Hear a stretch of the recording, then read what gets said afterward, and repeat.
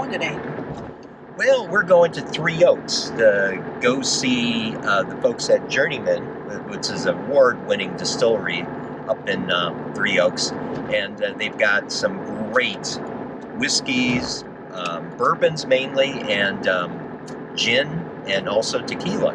So we're doing a little day drinking. Yeah, day drinking, baby. Day drinking. Oh, boy.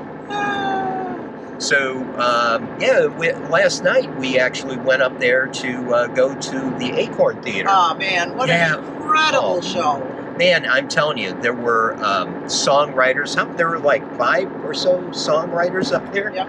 And, out of Nashville, which gave me the warm and fuzzies because it made me, remind me, I just moved up here from Dixon not too long ago. So hello to my Dixon peeps. I miss y'all.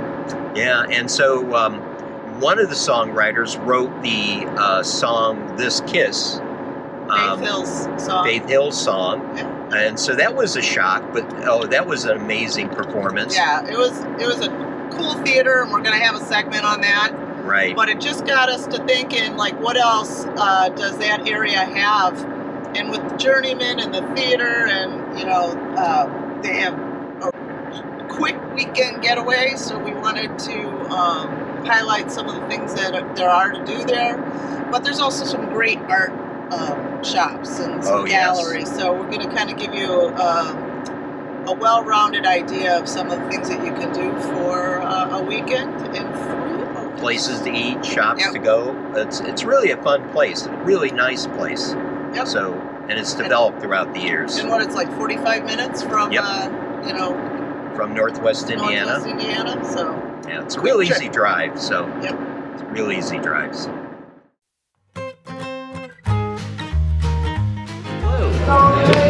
Welcome to On the Road with Becky and Bill. We're here at the Acorn Theater in Three Oaks, and we'd like our guests to introduce themselves, starting with you.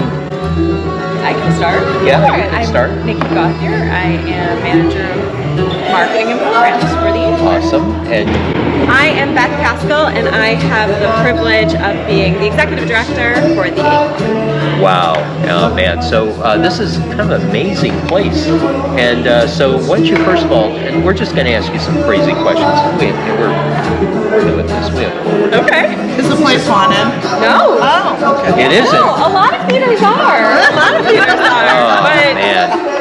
Well, this is all a show about haunting, so I guess we're going to stop here. Show's over. Gotta go, guys. Lovely talking with you. So why don't you give us an idea how the Acorn started, with the history, how the this non-for-profit came to be? Exactly. So the Acorn was originally founded in 2003 by David Fink and Kim Clark. At the time, it was a individual sole proprietorship.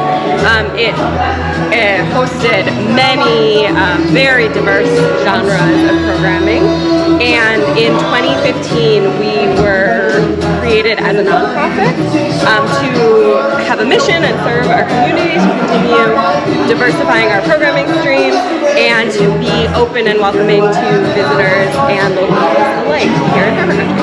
Yeah, it is amazing. So tell us a bit about how you get this amazing talent in this small town in Three Oaks in Michigan. Yeah. This is amazing because I've kept track of your Facebook page, and there has been some, people you would expect to be highlighted in Chicago or win. So tell us a bit about that. Thanks. Yeah.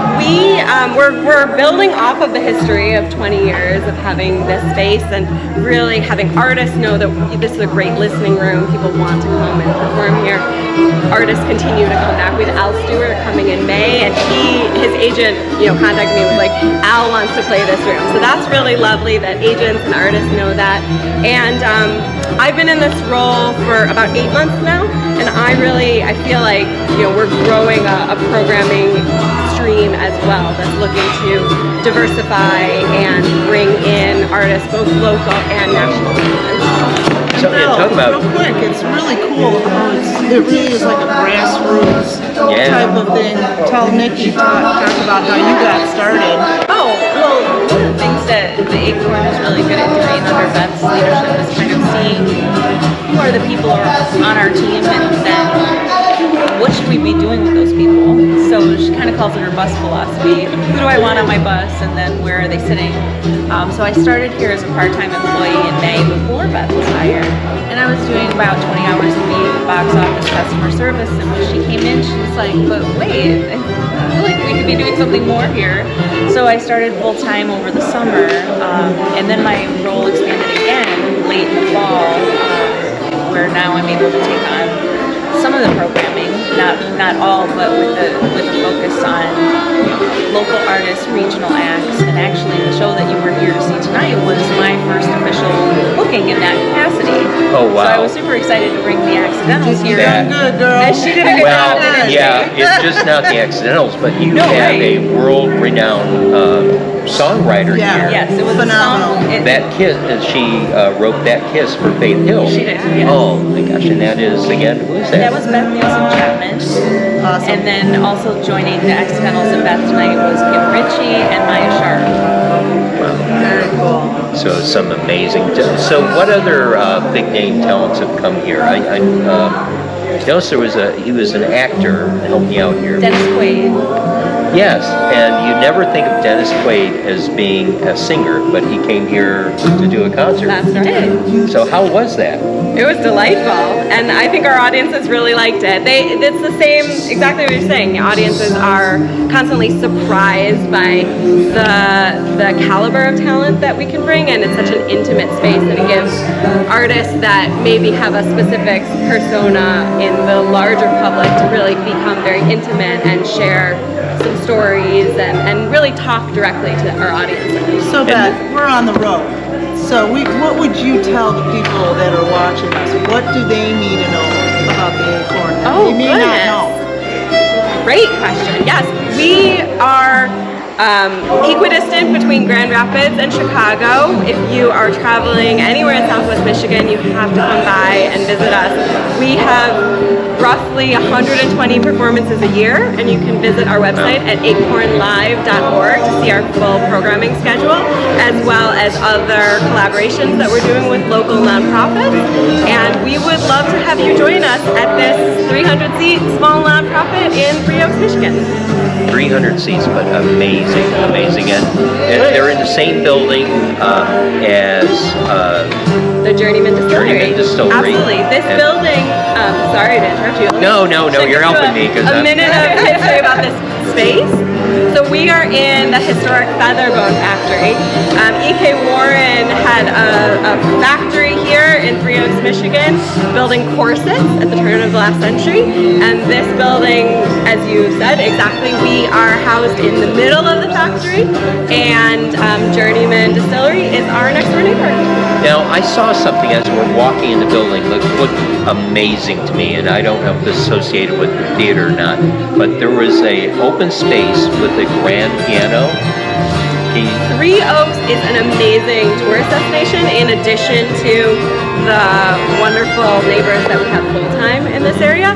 And the space that you're referencing is an Airbnb that is immediately next door to us. And there are several, including one that we actually own as part of the theater. And you can have the unique experience of renting a space and seeing a show in tandem in the same rental.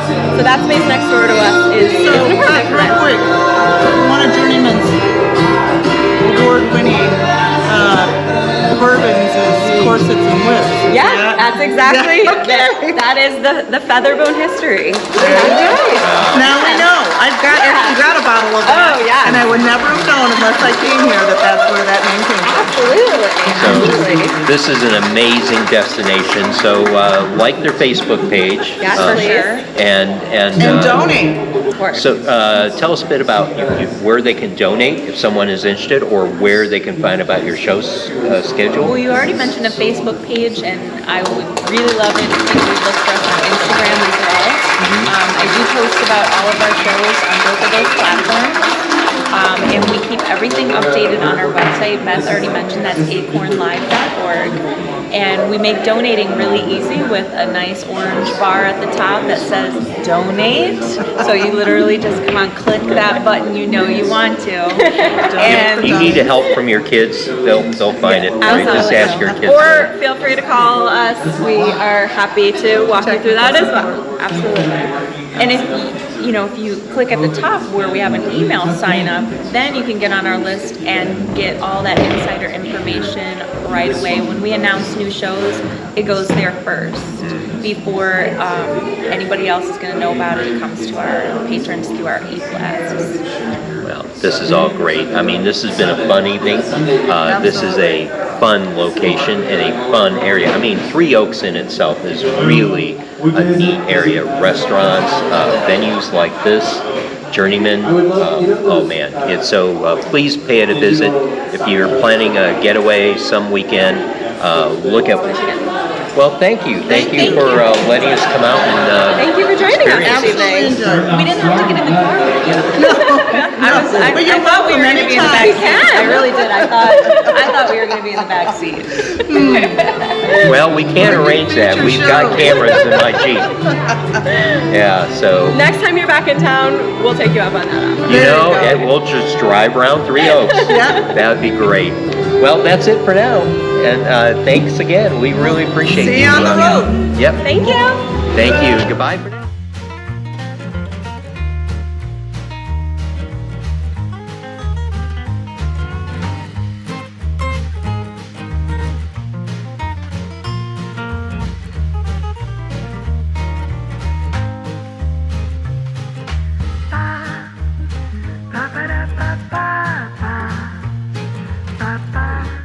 We are just going to tell you about our trip through Three Oaks.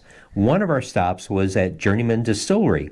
We met there with Ed Cuniff, who's in charge of all the tours and tastings, and he gave us a tour and gave us a tasting. And boy, what a time. It was a lot of tasting. Yeah, a lot. In fact, Yep, there we go. Day drinking, baby. We did a lot of tasting. In fact, how did we get home that night? I think we had a designated driver. Always have a designated driver. Yes, you always do. We would always encourage that. We do not. However, if you ever overindulge, there are tons of Airbnbs and a farmhouse that you can rent out. There's plenty of places to hang, so you're not driving and drinking. So do you want to listen to Ed talk about a little bit about the history of Journeyman? Let's do it. All right. Okay. Sorry. Journeyman Distillery is a grain-to-glass distillery. Now, what that means is we do everything right here in-house. From milling the grains, to mashing, to fermenting, to distilling, to bottling, and then to serving to you in a cocktail at the bottom. That's pretty unique on the average. Only about 2 in 10 distilleries can claim that. We're certified organic, kosher, and gluten-free. We get our wheat from Michigan, our corn and rye from Illinois and Indiana, and our barley. So, one of these things that the distillery has is a fantastic restaurant, and we'll talk a little bit about some of the things that we had to eat there, but it's called Staymakers, and it was named after the fact that used to be a corset factory, and the stays in the corset were actually made out of featherbone, and featherbone is the name of their #1 bourbon. So very interesting facts. Yeah, they're bourbon. Oh, they're bourbon. Yeah. Yep. In fact, their names of all of their whiskeys and bourbon have significant meaning, which I found quite fascinating. Oh, yeah. The tasting was like a history lesson in a way. Yep. Sure. So the law says that in order for something to be qualified as a whiskey, it has to be barrel aged. Now, the law doesn't say how long it has to be in that barrel. So you can put something in a barrel for 10 years, 5 years, 1 year. You can put something in a barrel for 2 minutes to take it out and call it whiskey, even though it won't have a whiskey profile. By definition of law, it's a whiskey. In order for something to be a bourbon, the majority of grain, it has to be corn. So bourbon has to be 51% corn, has to be barrel aged in a new white oak barrel, and bourbon can't come off the still at higher than 160 proof. Our bourbon comes off at 135 degrees. Now, prior to 1964, bourbon could only come from Bourbon County, Kentucky. They relaxed that rule, allowing anyone in the U.S. to make bourbon at that point. We just can't call ours bourbon. We have to say ours is bourbon whiskey on the way. So Bourbon County, Kentucky likes to say we don't make bourbon here, we make bourbon whiskey, even though whiskey is bourbon. That's all those little nuances. So Scotch coming from Scotland, Irish whiskey coming from Ireland, Champagne coming from Champagne from France. It's just what's keeping yours regional. So. Okay. Perfect. A lot of people don't understand that. So No. that's a really good. Yeah, this one. So when you're sampling whiskeys, what you first want to do is give it a quick swirl. Smell it with your mouth open. When you smell with your mouth open, let the air pass through. If you smell with your mouth closed, the alcohol will just sit on your nose and burn it. When you smell with your mouth open, you get the full essence of spirit. Take a small sip, swirl that around, swallow it. That first sip of the whiskey, get your mouth and throat acclimated to it. Then take the second sip.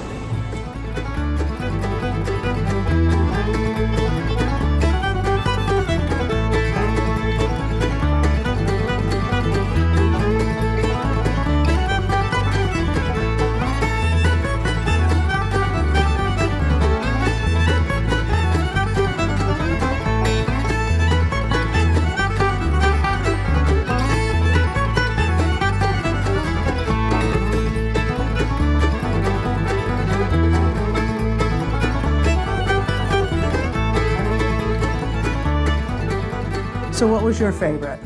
Oh, it's the Featherbone bourbon, by all means. Yes. It is your favorite. Okay, so some of the other ones that were notable is the Not a King, which was They're produced George for Washington, George Washington, who used kept on to- saying, yeah, "I'm not a king." I'm not a king, and it usually only came out on President's Day, but it's become extremely popular, so it is available.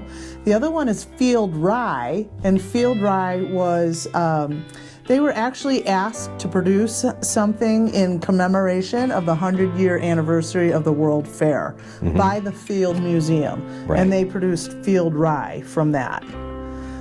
So then there's a lot of other cool, I mean, we can't even begin to tell you about all of the names and their meaning, but they all have significant meaning, and it's extremely interesting. So you really just got to go. We do got a a tour. taste and education on each one of taste them all. which meant that we needed a designated driver. Yeah.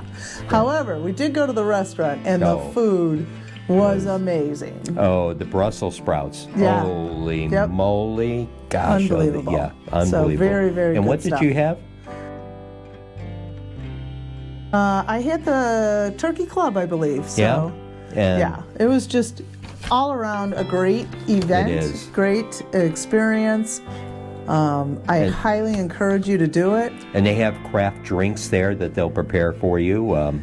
Yeah, they're what was it? The old country goodness OCG cider Slurpee. It wasn't a Slurpee. It was a smoothie. A little vanilla ice cream, a little bit of OCG, and some ice. Blend it up. It was delicious. But those of you coming from Indiana and Illinois, we highly encourage you to look up a B&B, stay the night. Do us all a favor and yourself a favor, stay the night. Yep. They also have golfing. Yes, a putting green. They have a big putting green. It's like an 18-hole golf putting. I've never heard of it before, but there's supposedly nothing the but largest putting. in the area. So it's- Yeah. So there's a lot of opportunity for some fun activities. I'm sure they're going to have live music, outdoor seating when the weather gets better. Just great opportunity, and even better. We also talked to them about their new location in Yes, Valpo. they're coming to Valpo. But this is amazing. They are like taking it up more than a couple of notches. Oh yeah. They are going to have an ultimate entertainment center where not only are they going to bring their very award-winning distillery, but they're also going to have a brewery. They are also going to have a hotel or kind of like a Yeah, they're talking about bread and axe breakfast throwing. and- I'm not so Yeah. sure if that. Well, you don't want to. Don't do too many tastings before you do the axe Yeah, throwings. yeah. but- Don't yeah. be throwing axes Don't after be you throwing drink. axes Yeah. after too much featherbone. However, Mm-hmm. we will keep you up to date with the progress in Valpo. We're very excited about that. So periodically we'll just do little segments to let you know how their progress is going, but they're working really hard to open up their location in Indiana, which they originally wanted to do, but at that time Indiana didn't allow distilleries. Right. So they had to go up into Michigan to start doing this endeavor. Right. So And now then they ran into COVID, of course, which Yeah, yeah. delayed the Yep, process yep. even further. But now they're good to go. They're good to go. They had a groundbreaking, and they're working. Absolutely. Yeah, so we're looking forward to that. And we're going to be bringing you an episode from their new distillery, brewery / hotel / Very entertainment soon. center. Yeah. Very Yeah. good. So that's it for now. All right. We'll see you on the road. Very soon. Hello there. Welcome to Judy Ferrara Gallery. Judy opened in 2003 and she has a gallery of ever-evolving artworks. I'm on the road with Becky and Bill, and I just want to show you a couple of Judy's featured paintings.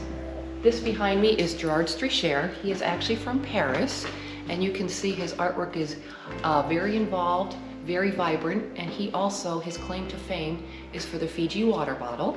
There is another artist that I'd like to David Makayashi.